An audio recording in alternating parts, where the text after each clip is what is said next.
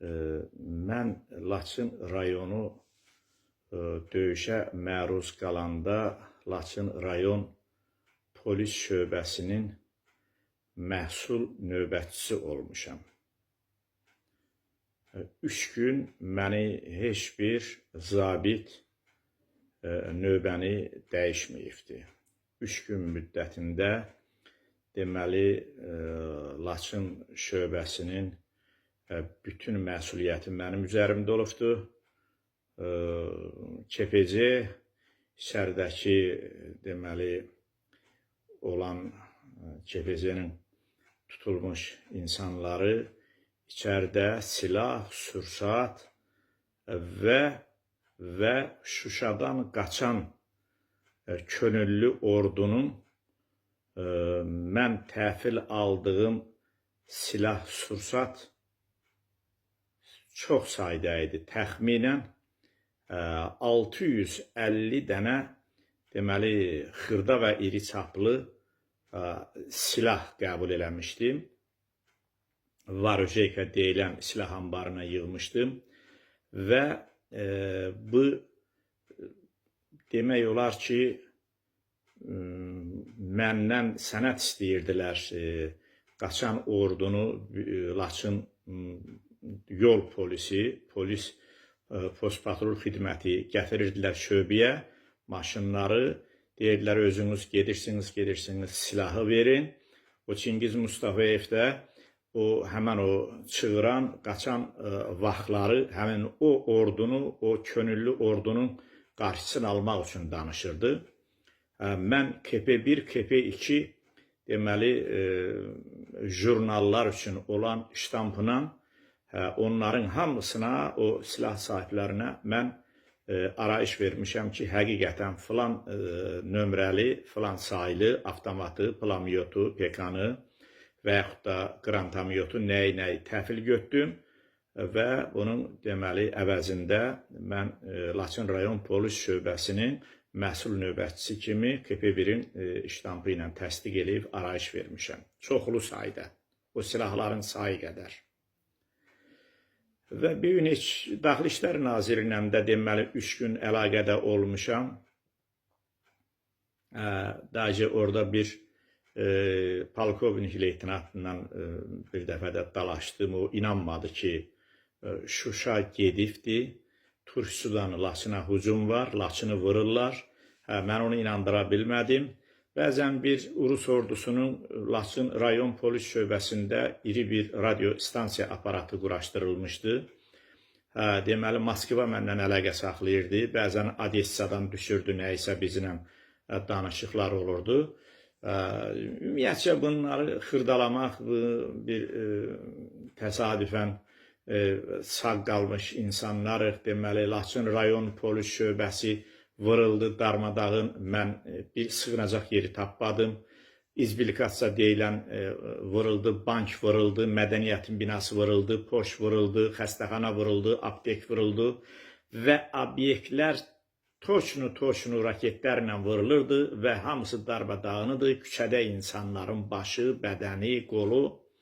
O vaxt çəkiliş də yox idi, o vaxt o müəyyən, o təhlükəli yerdə heç kəs durmurdu, hamı uzaqlaşırdı. 3 gün demək olar ki, mən Laçın rayon polis şöbəsinin məhsul növbətçisi olmuşam və bütün məsuliyyət mənim olub. Heç bir sursatı, heç bir avadanlığı da tərk eləməmişəm. 3-cü günü mən bir nəfər zabitə təhvil verdim oranı.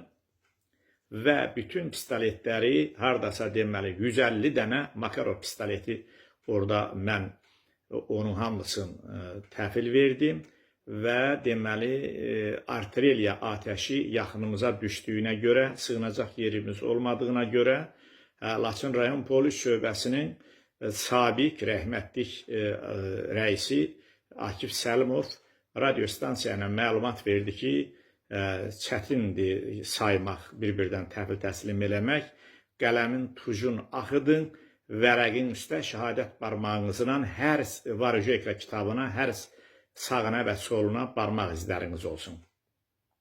Və bu da deməli 92-ci ildə Qorçu şəhərinə Daxili İşlər Nazirinin 2 zabiti ezam olundu, gəldilər, yoxladılar, səhv də tapa bilmədilər. Mənə də bir 2 ulduz mükafat yazdılar, həm döyüş fərqli əməliyyatına görə, həm də belə məndən razı getdilər. Ümumiyyətcə bunları xırdalamaq istəmirəm, yaddan çıxıb gedib.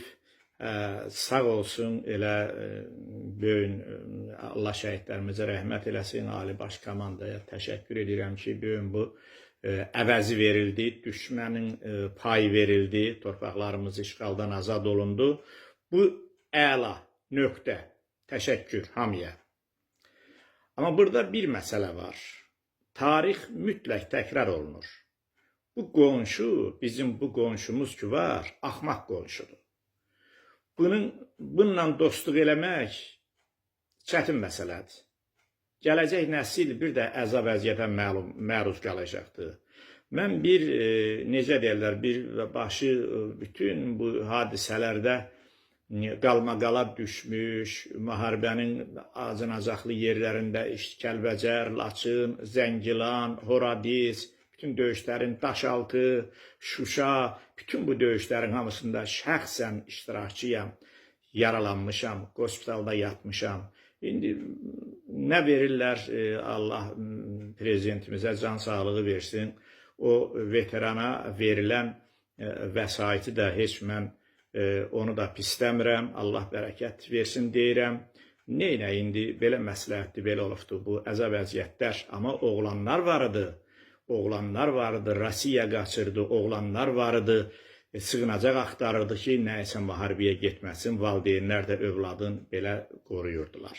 Bunların hamısı bir tərəfə. Amma bu gələcək təkrar olunsa, mən arzu eləyərdim ki, Azərbaycanın Laçın, Kəlbəcər, Zəngilan, Qubadlı, Şuşa və o yaxın ərazilər Ermənistanla bufer zona, elə ki, Laçın birinci bufer zonadır.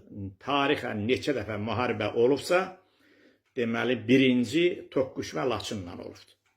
Laçın vurulub, Laçın əzilib, sonra arxa hissəyə keçilməyibdir.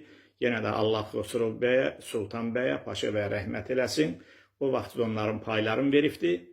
İndi mənim bu video çarxı hazırlamaqda məqsədim budur ki, bu tikintiyə pul ayrılıbdır. Gələcək hadisələrdə rayonlar tərk olunmasın deyə bizim sığınacaq yerimiz, tunelimiz yoxdur. Bizim bu rayonlarda metro yoxdur.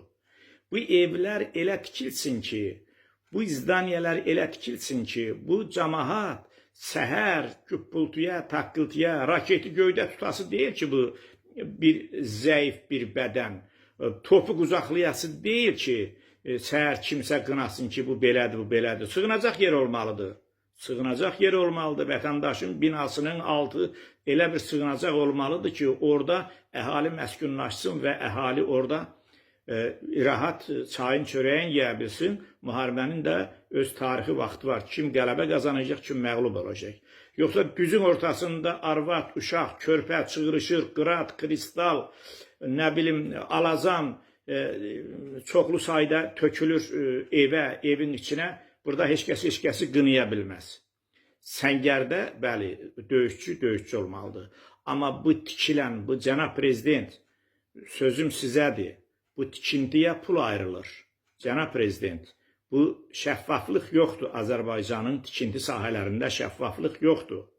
Tikintiyə pul ayrılır, o vəsait ora istifadə olunmur.